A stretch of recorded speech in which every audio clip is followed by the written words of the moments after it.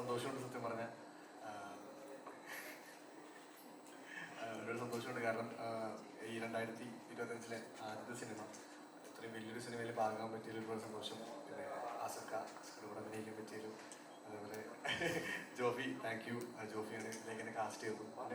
പിന്നെ നമ്മുടെ എല്ലാ ടീമും, അസോസിയേറ്റ്സ് ആണെങ്കിലും പ്രൈമേറ്ററും ആസിഫ്, അങ്ങനെ എല്ലാവരും എന്നെ ഭയങ്കരമായിട്ട് ഈ സിനിമയിലേക്ക് സപ്പോർട്ട് ചെയ്തിരുന്നു. ഈ സമയത്തൊക്കെ വലിയ താങ്ക്സ് വേണമെന്ന് തോന്നുന്നു. പിന്നെ ഇനിയും ഇതേപോലെ നല്ല നല്ല സിനിമകളുടെ ഭാഗമാണെന്നും കുറച്ചുകൂടി നല്ല മുമ്പോട്ട് പോകണമെന്നൊക്കെയാണ് ഭയങ്കര ആഗ്രഹം. അപ്പം അത് സംഭവിക്കട്ടെ എന്ന് ഞാൻ തന്നെ പ്രാർത്ഥിക്കുന്നു. Thank you. പിന്നെ അസുഖേൻ്റെ ഒരു സ്റ്റേറ്റ്മെൻറ്റ് കുറച്ച് ദിവസം കഴിഞ്ഞ ദിവസം പറഞ്ഞ സ്റ്റേറ്റ്മെൻറ്റ് പറഞ്ഞ പോലെ ഇപ്പോൾ കുറേ റിവ്യൂസ് വന്ന് തുടങ്ങി. ഒരുപാട് പേര് പറയുന്നുണ്ട് അച്ഛട്ടായി ആയി. Thank you.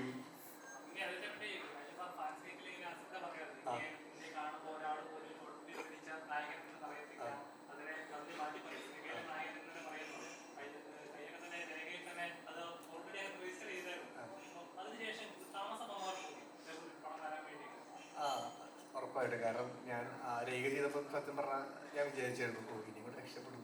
പക്ഷേ അത് കഴിഞ്ഞപ്പോഴും എന്നെ ആളുകൾ തിരിച്ചറിയുന്നത് ഷോർട്ട് ലീവിലെ നായകൻ എന്ന് പറഞ്ഞിട്ട് തന്നെയാണ്. പക്ഷേ ആസിഫ് പറഞ്ഞ കമൻറ്റ് എഴുതി ഇന്ന് ഞാൻ പുറത്തിറങ്ങുമ്പോൾ എനിക്ക് വരുന്ന ഏറ്റവും കൂടുതൽ പറഞ്ഞ മെസ്സേജ് നടൻ നീ മാറി, അല്ലെങ്കിൽ പറഞ്ഞ കാര്യം കറക്റ്റായി എന്ന് പറഞ്ഞിട്ടാണ് വരുന്ന മെസ്സേജുകൾ മൊത്തം അങ്ങനെ വരുന്നത്. പിന്നെ കുറേ റിവ്യൂവേഴ്സ് ആണെങ്കിലും അത് ഇപ്പം കുറേ യൂട്യൂബ് വീഡിയോസ് ആയിട്ട് എനിക്ക് മെൻഷൻ ചെയ്ത് തരുന്നുണ്ട്. ആ പറയുന്നത് അച്ചട്ടോ ആയി, അത് കറക്റ്റായി എന്ന് പറയുന്നത് അതിലൊരുപാട് സന്തോഷമുണ്ട്. നായിക എന്ത് ചെയ്യുന്നത്?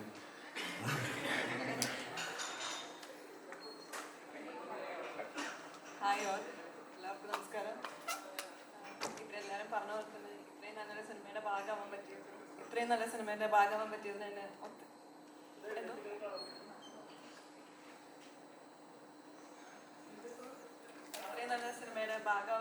വലിയ സന്തോഷം.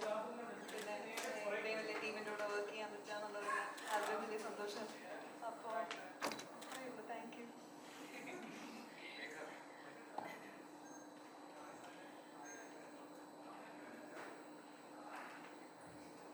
ഹലോ, ചരിത്രത്തിന്റെ നമ്മൾ പ്രൊമോഷൻസിന്റെ സമയത്ത് നമുക്ക് കുറെ കാര്യങ്ങൾ ആക്ച്വലി പറയാൻ പറ്റിയിട്ടുണ്ടായിരുന്നു. അതന്നെ, സോറി. അതെ, അപ്പോൾ പ്രൊമോഷൻസിന്റെ സമയത്ത് നമുക്ക് കുറെ കാര്യങ്ങൾ ആ സമയത്ത് പറയാൻ പറ്റിയിട്ടുണ്ടായിരുന്നത്. ഇപ്പോൾ റിലീസ് ആയി കഴിഞ്ഞിട്ട് പോലും ഐ ഹോപ്പ് നിങ്ങളെല്ലാവരും നമ്മുടെ കൂടെ സ്ക്രീനിലുണ്ടായിരുന്നു, നിങ്ങൾക്കത് മനസ്സിലായി കാണും.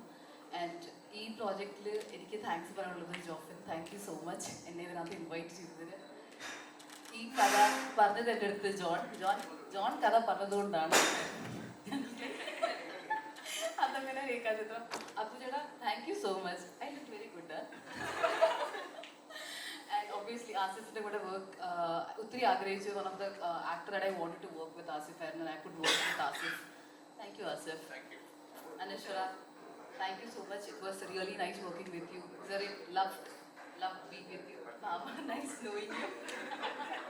കുട്ടീനെ ആഗ്രഹം മറ്റൊരു പ്രാവശ്യം മറ്റേ പറയല്ലേ, ഒരു പ്രാവശ്യം കണ്ടിട്ടുള്ളൂ. ഞാൻ പറയാൻ ഉദ്ദേശിച്ച സംഭവം എന്ന് വെച്ചാൽ I hope you understand that രേഖാചിത്രത്തിന്റെ ഷൂട്ടിന്റെ സമയത്ത് we was so involve. This is how this set was. And then ലാസ്റ്റിൽ നമ്മുടെ ഈ സിനിമ ഔട്ട് വന്നപ്പോൾ ഇതിൻ്റെ ഔട്ട് കാണുമ്പോൾ ആൻഡ് ദെൻ ഹൗ പ്രേക്ഷകർ ഇത് അപ്രീഷിയേറ്റ് ചെയ്യുന്ന കാണുമ്പോൾ നല്ലൊരു really happy from within. Thank you so much for everybody coming here and watching ആ സിനിമ. ഇപ്പം കേക്ക് ആണെങ്കിൽ താങ്ക് യു, നന്ദി, നമസ്കാരം.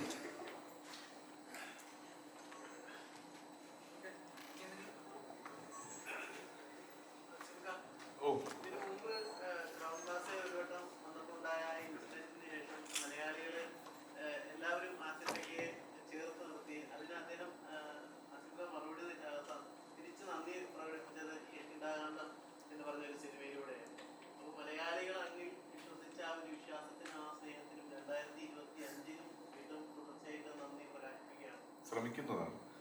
എത്ര പറഞ്ഞാലും അങ്ങനെ നന്ദി പറഞ്ഞ് തീർക്കാനുള്ളൊരു ബന്ധമല്ല. അപ്പം നല്ല നല്ല സിനിമകൾ ചെയ്യാന്നുള്ളതാണ് എന്നെ വിശ്വസിച്ച് ടിക്കറ്റ് എടുക്കുന്ന പ്രേക്ഷകരോടും എപ്പോഴും കമ്മിറ്റ്മെന്റ് ഉണ്ട്. എന്നെ വിശ്വസിച്ച് പൈസ മുടക്കുന്ന നിർമ്മാതാവിനോടും അതിനെ മേൽ കമ്മിറ്റ്മെന്റ് ഉണ്ട്. അപ്പം നല്ല സിനിമകൾ ചെയ്യാന്നുള്ളതായിരുന്നു എപ്പോഴും ഉള്ള ആഗ്രഹം. ഇപ്പോഴും അത് തന്നെയാണ്, ഇനി അങ്ങോട്ടും അത് തന്നെയായിരിക്കും. അപ്പം രേഖാചിത്രം സ്വീകരിച്ച എല്ലാ പ്രേക്ഷകർക്കും നന്ദി. ഇതിന്റെ എല്ലാ എക്സൈറ്റ്മെന്റിലും നേരെ വന്ന് നിങ്ങളെ കണ്ട് ഇത് ചൂടോടെ ആഘോഷിക്കണം എന്നുള്ളതുകൊണ്ടാണ് ഇത്ര ഇമ്മീഡിയറ്റ് ആയിട്ടൊരു പ്രസ് മീറ്റ് ഞങ്ങൾ ആഗ്രഹിച്ചത്.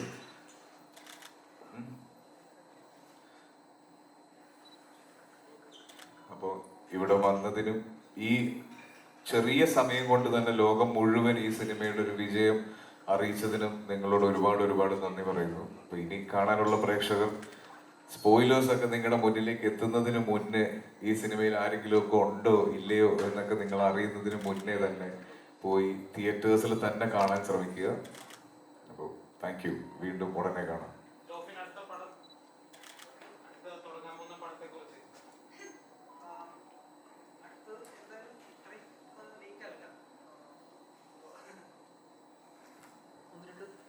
വർക്ക് ചെയ്യുന്നുണ്ട്. സഞ്ജീവ് അവരുടെ ഒപ്പം ഒരു സബ്ജക്റ്റും ഐഡന്റിറ്റിയുടെ സംവിധായകൻ അഖിൽ പോളിന്റെ ഒപ്പം ഒരു സബ്ജക്റ്റും വർക്ക് ചെയ്യുന്നുണ്ട്. ഇതിന്റെ തുടക്കം ജോൺ പോൾ സാറിന്റെ സഫാരിയിൽ പറഞ്ഞ കാര്യത്തിൽ നിന്നായിരുന്നു ഈ കഥ തുടക്കം? അല്ലല്ല, ആക്ച്വലി ഇതിൽ ജോൺ പോൾ സാർ എന്നെ ഞാൻ ഫിലിം മേക്കിംഗ് പഠിക്കുന്ന സമയത്ത് എനിക്ക് ക്ലാസ് എടുക്കാൻ വന്നിട്ടുള്ള ആളായിരുന്നു. അപ്പോൾ എനിക്കും ജോൺ പോൾ സാറിന് നല്ല പരിചയം ഉണ്ടായിരുന്നു. അപ്പോൾ ഇതിൻ്റെ കഥ ഞാൻ കുറേ സമയത്ത് പറഞ്ഞു 2018 ഇതിൻ്റെ കഥ വരുന്നത്. അതിനുശേഷം ഇതിൻ്റെ തിരക്കഥയുടെ സമയത്ത് 2021 ഞാൻ അദ്ദേഹത്തിൻ്റെ ഒപ്പം അപ്പോൾ ഞാൻ ജോൺ പോൾ സാർ കഥ പറയേണ്ട ഒരു ആവശ്യം വന്നപ്പോൾ സാറ് കോട്ടയത്തെ ഒരു ആയുർവേദ ഹോസ്പിറ്റലിൽ അഡ്മിറ്റ് ആയിരുന്നു. അപ്പോൾ ഞാൻ അവിടെ പോയിട്ട് ഏകദേശം 6-7 മണിക്കൂർ ഇരുന്ന് ഞങ്ങൾ അതിനെപ്പറ്റി സംസാരിച്ച് ശരിക്കും ഇപ്പം കാണുന്ന പോലെ അല്ല അവിടെ ജോൺ പോൾ സാർ വരേണ്ടിയിരുന്നത്. ജോൺ പോൾ സാറ് ഇതിലൊരു ക്യാരക്ടറായിട്ട് ഇപ്പോൾ ഈ സിനിമയിൽ മറ്റു പലരും വന്ന പോലെ വന്ന് ഒരു നിർണായക കാര്യങ്ങൾ തരേണ്ട ഒരു അങ്ങനെയായിരുന്നു ആ എപ്പിസോഡിനെ സെറ്റ് ചെയ്തിട്ടുണ്ടായിരുന്നത്. പക്ഷേ ഈ സിനിമ ഈ പറഞ്ഞ പോലെ കുറച്ച് ഡിലേ ആയ സമയത്താണ് പെട്ടെന്ന് സാറ് മരിച്ചു പോയത്. അപ്പോൾ ഈ സിനിമയുടെ ഒരു സ്ക്രിപ്റ്റ് മുന്നോട്ട് പോകുന്ന അതിലെ ഏറ്റവും നിർണായകമായ ഒരു ഘട്ടത്തിൽ ജോൺ പോൾ സാറിൻ്റെ ഒരു ആവശ്യം ഉണ്ടായിരുന്നു. പക്ഷെ പിന്നീട് അത് എങ്ങനെ മുന്നോട്ട് പോകും എന്നുള്ള ചിന്തയിൽ നിന്നാണ് പിന്നീട് അത്തരത്തിലേക്കൊരു എപ്പിസോഡിലേക്ക് ഇത് മാറ്റിയത്.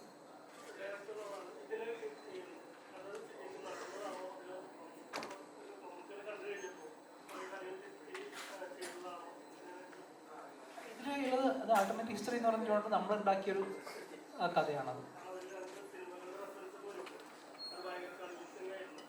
അതിലെ ഒരു സിനിമയുടെ കാര്യമാണ് ഞാൻ പറഞ്ഞത്. ഞാനത് ഇപ്പൊ തന്നെ ആദ്യ ദിവസങ്ങളിൽ തന്നെ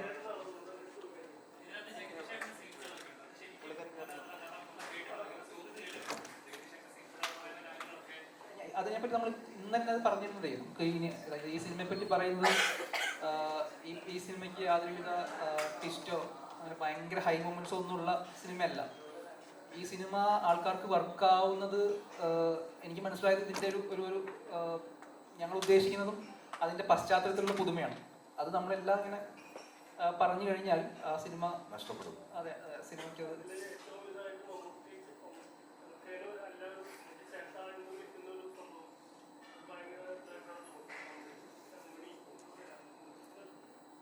ഞാൻ പറഞ്ഞു അതിനെപ്പറ്റി നമുക്ക് അടുത്ത്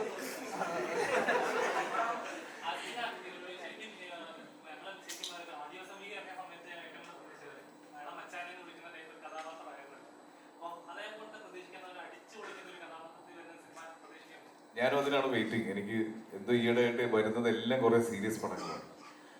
അവസാനമായിട്ട് ഒരു കാര്യം കൂടെ ഞങ്ങൾക്ക് പറയാനുണ്ട്. ഞങ്ങൾ ഇന്ന് സിനിമ കഴിഞ്ഞിറങ്ങി വനിതാ വിരുന്നിൽ നിന്ന് സിനിമ കഴിഞ്ഞ് ഇറങ്ങുന്ന സമയത്ത് ഈ സിനിമയിൽ അഭിനയിച്ച ഒരു ചേച്ചി ഭയങ്കരമായിട്ട് വിഷമിച്ച് കരയുന്നത്, സുലേഖ എന്നാണ് ചേച്ചിയുടെ പേര്.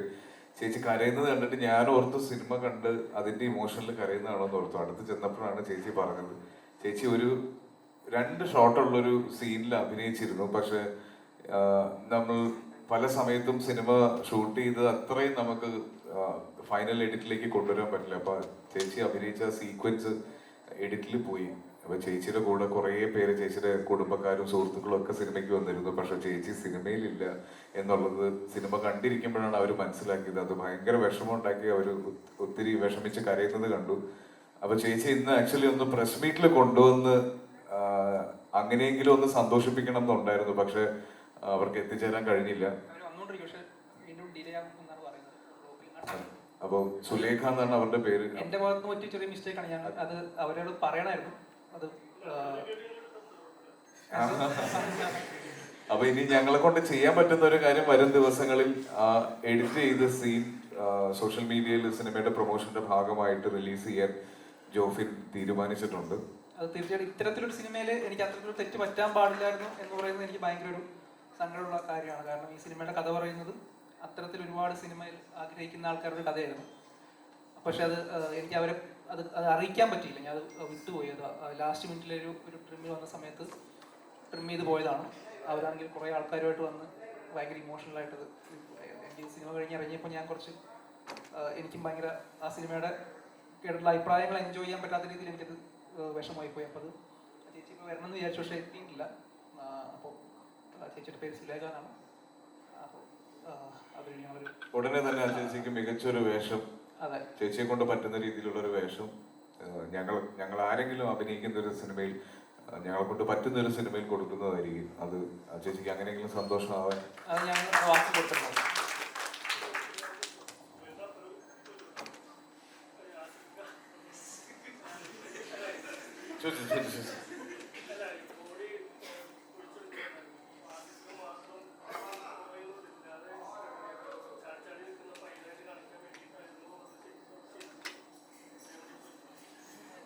എന്താ പറയുക, നമ്മൾ ചില സിനിമകൾ പറയുമ്പോൾ അത് സിനിമാറ്റിക് ആയിട്ട് തന്നെ ട്രീറ്റ് ചെയ്യണം. അതിൻ്റെ നമ്മൾ ടൂ മച്ച് ലോജിക്ക്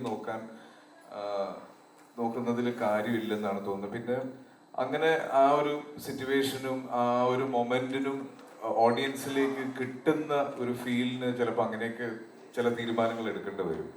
അത് നമ്മൾ മനഃപൂർവ്വം മറന്നു കളഞ്ഞതൊന്നുമല്ല, പക്ഷെ അങ്ങനെയല്ല. അത് സിനിമ ചില ഇമോഷൻസും ചില സീനും അങ്ങനെ ആയിരിക്കണം. എല്ലാത്തിനും നമുക്ക് കൃത്യമായ ലോജിക്ക് സിനിമയിലേക്ക് ആവശ്യമുണ്ടെന്ന് എനിക്ക് തോന്നുന്നില്ല. കഥ പറഞ്ഞു പോകുമ്പോൾ കണ്ടിരിക്കുന്ന പ്രേക്ഷകന് ആസ്വദിക്കാൻ പറ്റുക എന്നുള്ളതാണ് സിനിമ കൊണ്ട് ഉദ്ദേശിക്കുന്നത്. പിന്നെ ഒരു കാര്യം, കഴിഞ്ഞ ദിവസം ഇന്റർവ്യൂവിലൊക്കെ ഇരിക്കുന്ന സമയത്ത് കുഴിന്ന് ഇതെടുക്കുന്ന കാര്യം, ഈ ഇന്റർവ്യൂവിലൊക്കെ ഇരിക്കുന്ന സമയത്ത് എല്ലാവരും ചോദിക്കുന്നത് ആസിഫ് കുഴിന്നൊരു ബോഡി എടുത്ത സിനിമയുടെ ഭാഗ്യം ലെക്കെന്നാണ് പറയുന്നത്. അപ്പൊ അങ്ങനെ എടുത്തേക്കുന്ന സിനിമകളൊക്കെ മുന്നേ വിജയിച്ചിട്ടുണ്ട്. അപ്പം അതുകൊണ്ടാണ് ഇത് ആഡ് ചെയ്തത് എന്ന് വേണമെങ്കിൽ നമുക്ക് അതെ കുഴിച്ചിട്ടത് കുഴിച്ചിട്ട സ്ക്രിപ്റ്റുകൾ കൊണ്ടുവരാം.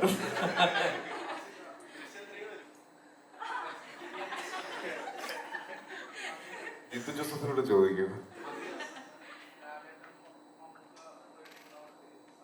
ഇല്ല ഇല്ലില്ല, ഞാനില്ല. റൂമറല്ലേ? ഇല്ല, ഞാനില്ല. അത്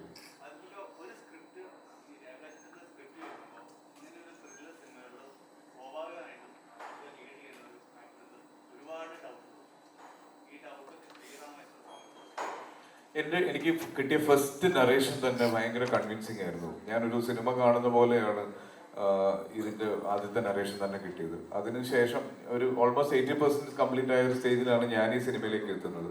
അത് കഴിഞ്ഞ് ഓരോ സ്റ്റേജിലും കൃത്യമായ ക്ലാരിറ്റി തന്ന് ഇതിന്റെ ഈ സിനിമയിൽ ഉപയോഗിച്ചിരിക്കുന്ന ടെക്നോളജി വരെ ഉറപ്പ് വരുത്തിയതിനു ശേഷമാണ് നമ്മൾ ഈ സിനിമ ചെയ്യാമെന്ന് തീരുമാനിച്ചത്.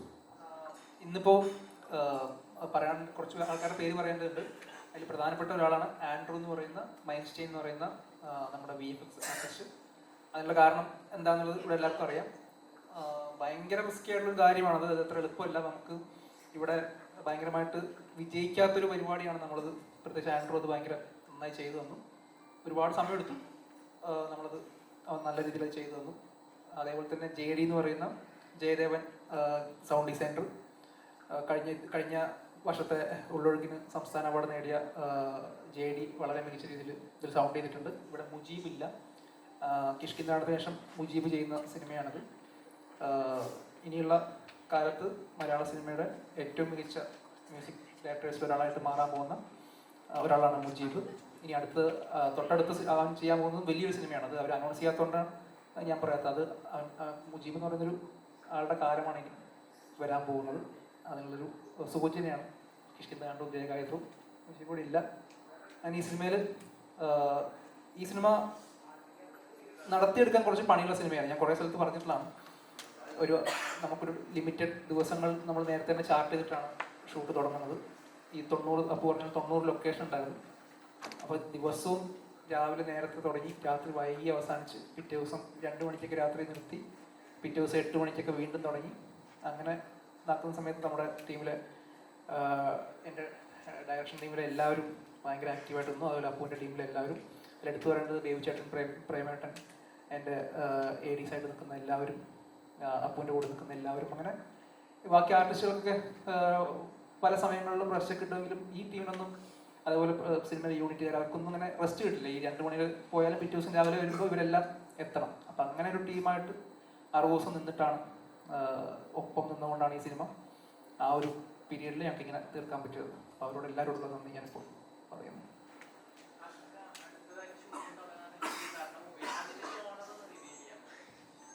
ടൈറ്റിൽ ജസ്റ്റ് റിവീൽ ചെയ്തേ ഉള്ളൂ. ഇനി ഓരോന്നായിട്ട് തരാം. എല്ലാം കൂടെ ഒറ്റയടിക്ക് വന്നാൽ നമുക്ക് ഇടയ്ക്കിടയ്ക്ക് കാണാനുള്ള അവസരം മിസ്സാവും. നോക്കാം. ജിത്തു ജോസഫ് സാർ ഏത് ടൈപ്പ് ഓഫ് സിനിമ ചെയ്യാനാണ് ഇഷ്ടം? അല്ലേ? അങ്ങനെ തന്നെ പോട്ടെ.